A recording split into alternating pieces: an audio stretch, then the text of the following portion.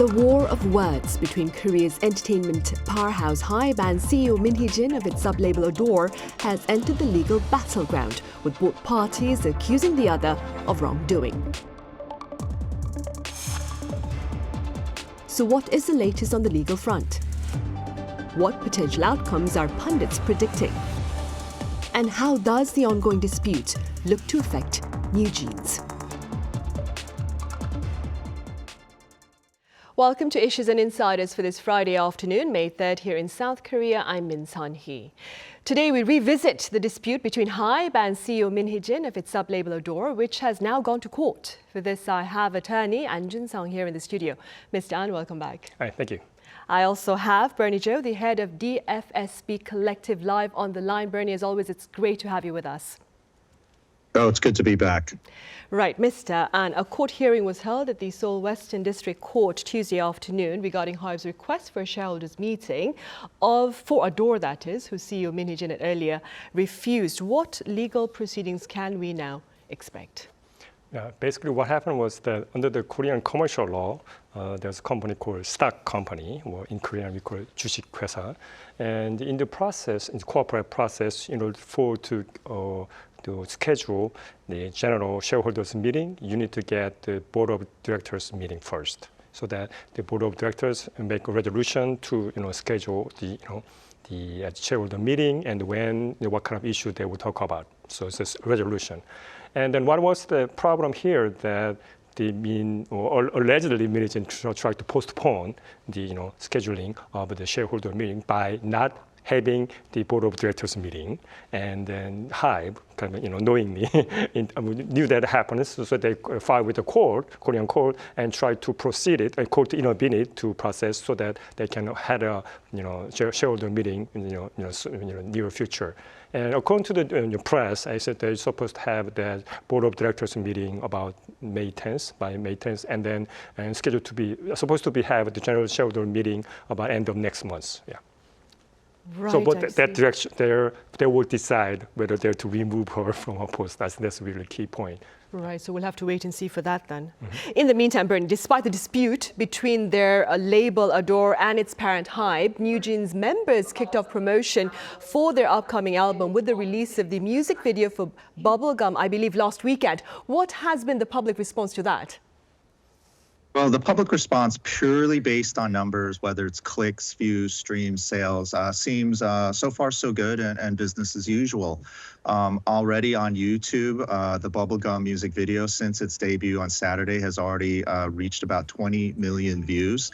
Now, there's no guarantee that this particular launch was going to be smooth, because the K-pop industry, particularly the relationship with fans, artists, and management companies, can oftentimes feel like a bizarre love triangle.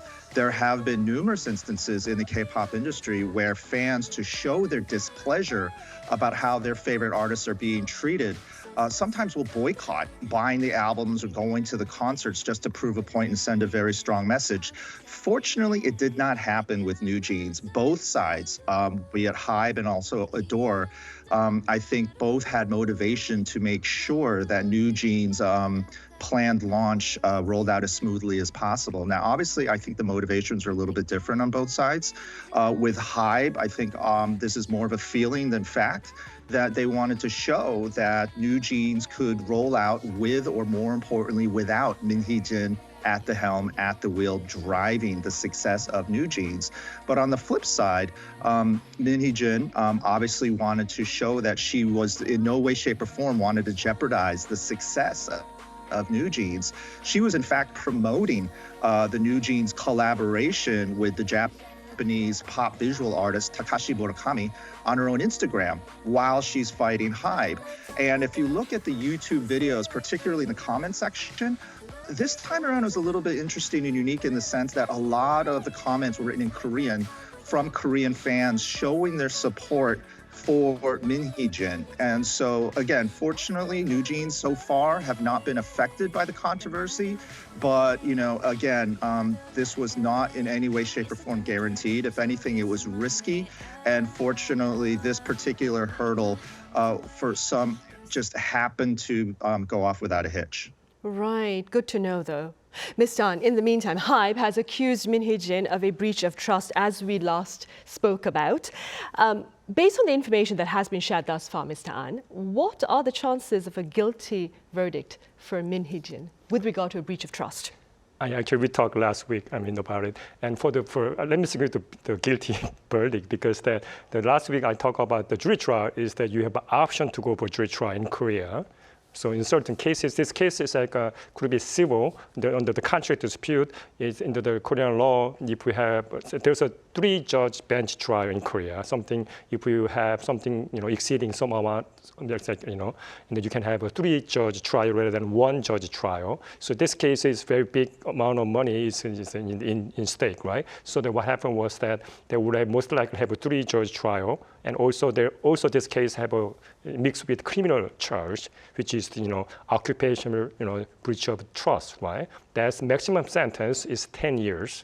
That's pretty high. Because why is important? If you check the Korean criminal code, if you kill someone, the murder charge, the maximum sentence for the murder in Korea? Which would be? 5 years. So it's a very grave offense. So you kill someone, it's 5 years, but you have an occupational breach of trust, 10 years.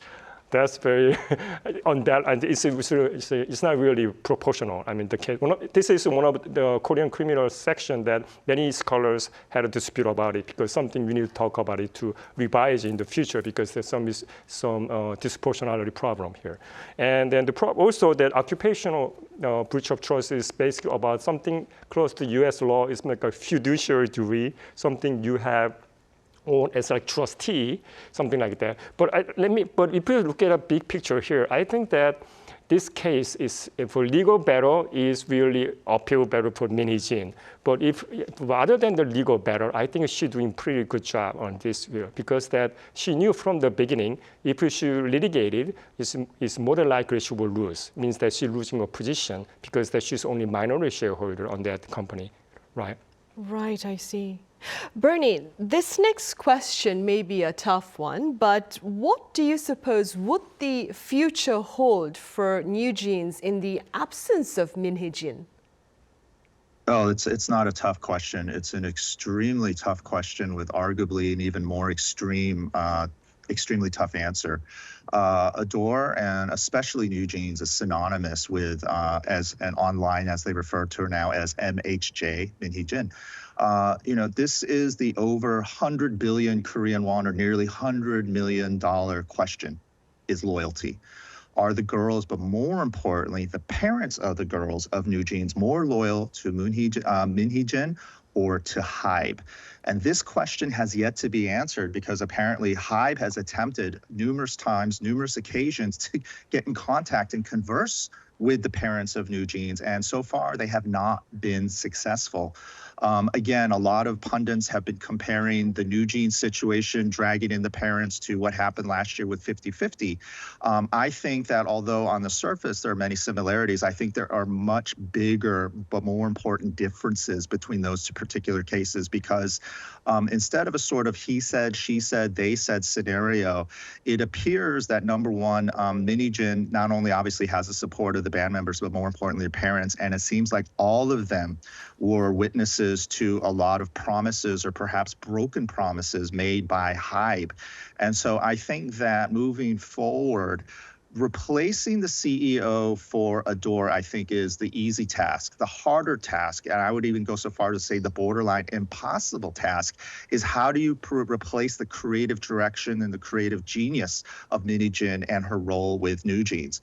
If NewJeans was perhaps maybe an older artist who'd been in the scene longer, in the industry longer, where they have evolved into becoming singer-songwriters or artist-producers in and of themselves, the role of somebody like Min Hee-jin would be more of a sort of a coach or a mentor or a producer. But in this case, because they're so young and they're so early in their careers, Min Hee-jin's influence on their sort of artistry and sort of image, look, feel, sound, etc., is extremely important. So I think if you take her out of the mix, it really, I think, it just puts a huge question mark rather than an exclamation point on what will NewJeans look like moving forward.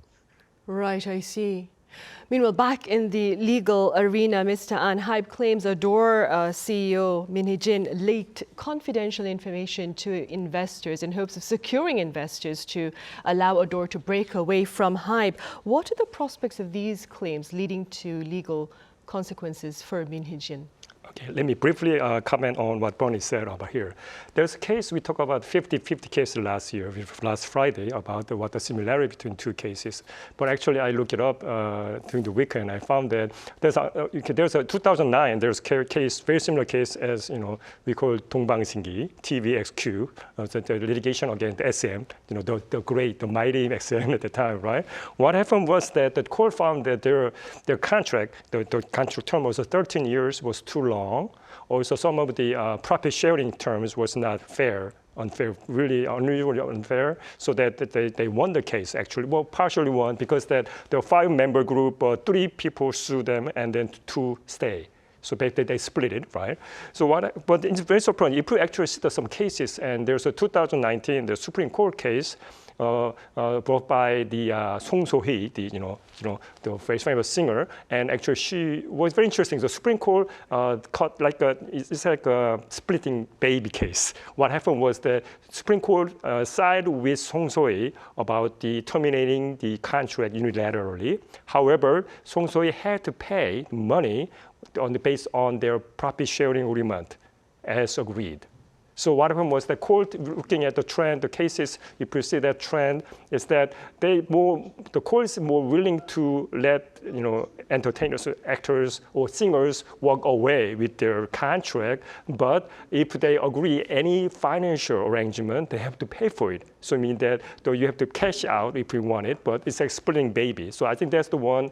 Surprisingly, there's some chance that NewJeans might win the case. Depends on what kind of case they have it. And let's go back to the question you asked about the confidential information. I think this one is also very interesting. I think there's 2 sides of this case. One case which you often discuss about the contract dispute between the parent company, right, and then subsidiary, which was the Bang Si-hyuk versus Min Hee-jin, basically. And we talk about leaking confidential information used as the basis for discharging her from her post, right? However, if you look at the big picture, the other side, which has not happened yet, what if NewJeans bring the litigation against for the termination of their contract? What happened with that? Ironically, they could use the same argument, exactly same argument against the Hybe. The same argument, if she fired based on that argument and court agree with her, or agree with the Hybe, that case their argument very, very much stronger that there's a higher chance they can win the actual case. I think it's kind of a twist on this case. So I think then from a Hybe perspective, they have to be careful whatever they make, what kind of allegation they're making in arguments, because that it can be used against them at the court, the different court, right? Right. Bernie, also, this infighting between Hybe and Ador, it's shed light on the former's multi-label system. What can you tell us about this particular label system? This is something that Hybe has taken sort of a lot of pride in, being a pioneer in Korea, especially in the K-pop industry, adopting a multi-label system. Now, this particular system is very common here in the West, in the US, especially with the so-called big 3 majors, Universal Music, Warner, and Sony Music. Now, the thing is that when we talk about multi-labels, it's often synonymous with multi-genre. So you have multi-labels, but of different genres, and so you rarely see conflicts in between the different labels. Now, I think where Hybe has unfortunately run into problems is the fact that although it is a multi-label system, each of the labels seem to be putting out similar music, similar styles of music, similar types of music of similar genres. And this is causing not such maybe a complementary synergistic relationship, but perhaps maybe an intense in-house competitive situation. And obviously this came to a fore and to the front when Min Hee-jin accused another subsidiary label, Belift Labs, of knocking off and copying her NewJeans concept for their girl band, Islet. Now, the thing is that right now, not just Hybe, but all of the major K-pop music companies are moving towards or have adopted some form of the quote-unquote multi-label system. And when we look at and compare the Fab Four, Hybe, YG, SM, and JYP, there are a lot of similarities, but more important, some very key differences. When we look at JYP, their so-called multi-label system is really just more band-focused. Each band has sort of their own mini management team, so therefore you could call them sort of a mini label within JYP.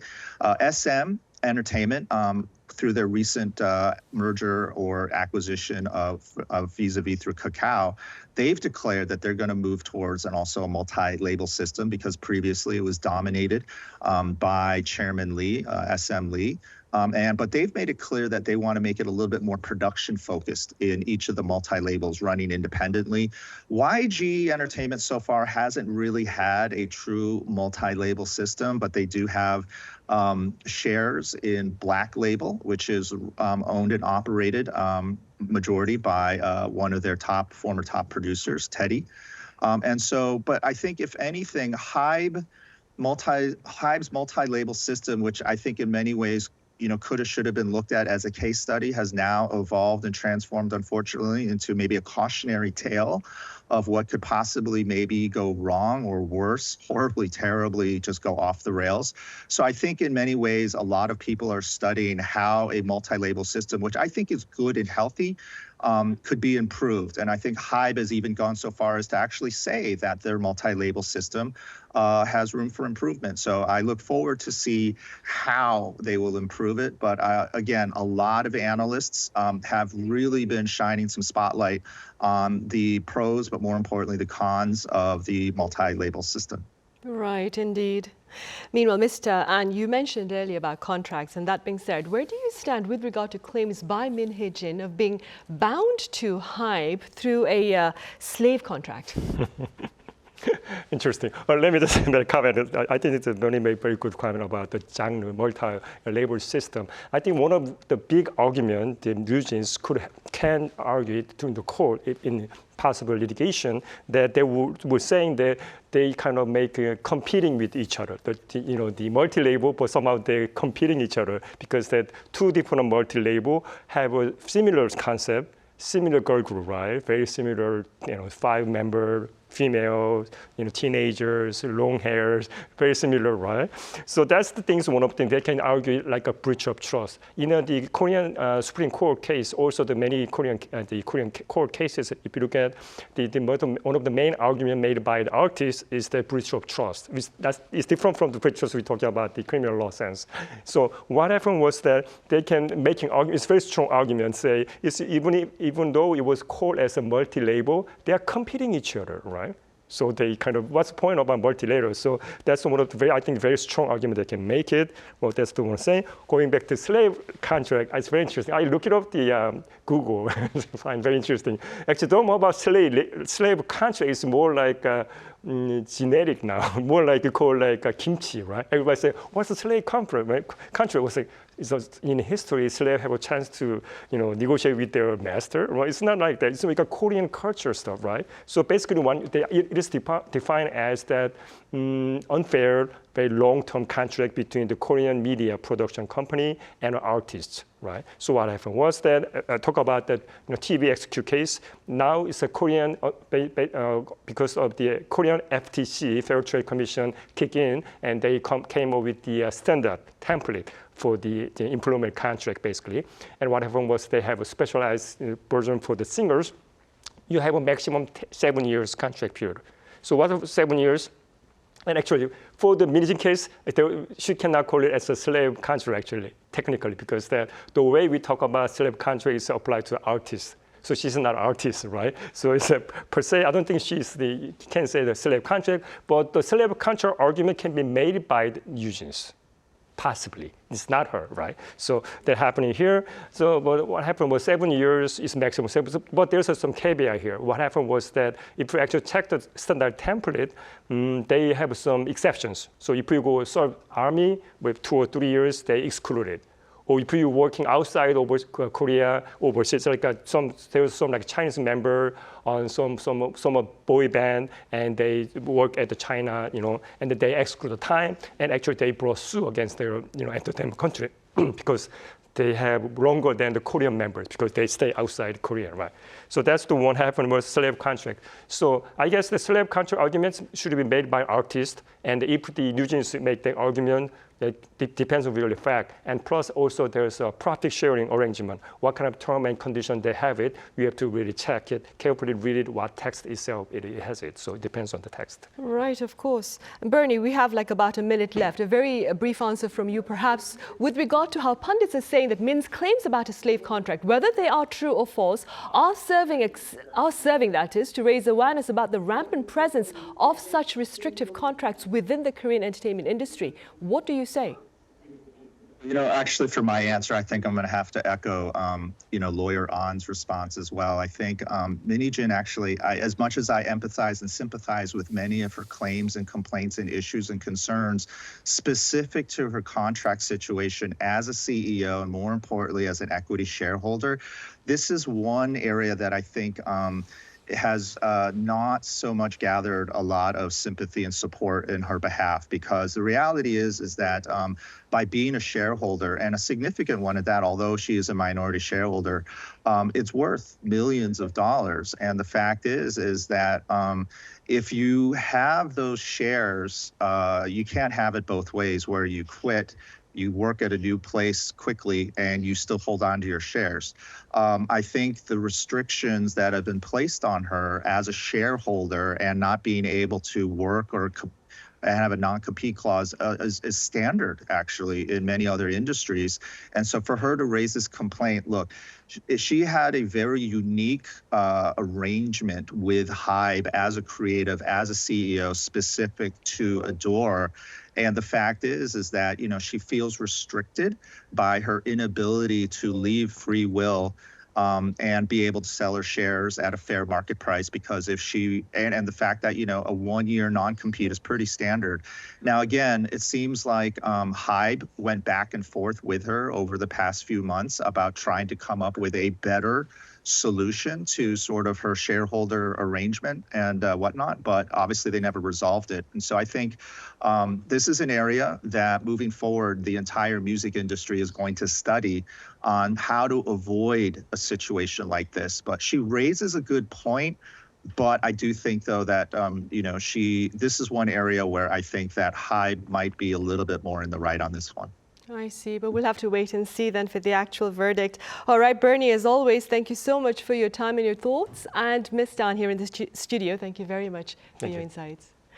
Right, well, that ends this week's editions of Issues and Insiders. Those of us here in Korea looking ahead to a long weekend to celebrate Children's Day. So see you same time next Tuesday.